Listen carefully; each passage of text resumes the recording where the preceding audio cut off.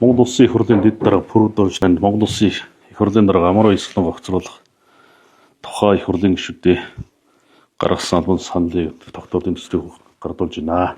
Өнгөрсөн давтагт бид нар бас хэвлэлийн урал хийгээд Улсын их хурлын тамгын газарт төлөөлгөө өгсөн. За өнөөдөр одоо бас их хурлын тамгын газрын дарга Баасан дорж дарга маань бас ийм салаа утгатай мэдээлэл нийтэд хийсэн учраас одоо алгажуулж их хурлын дэд дарга танд их хурлын дэд дарга болгон туяа байхгүй байна.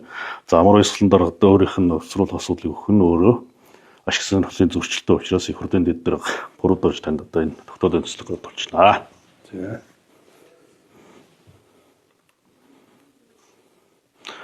Нийт 67 гишүүн гараа өсгсөн байгаа.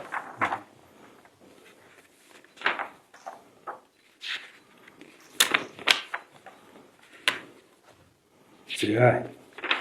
Хууль тогтоомжийн тухай хуулиар бас тодорхой журмын дагуу энэ асуудлыг шилжсэн шийдвэрлэх ёстой. Тэгээд их хурлын даргад энэ асуудлыг танилцуулж байнга ороод шилжүүлнэ. За.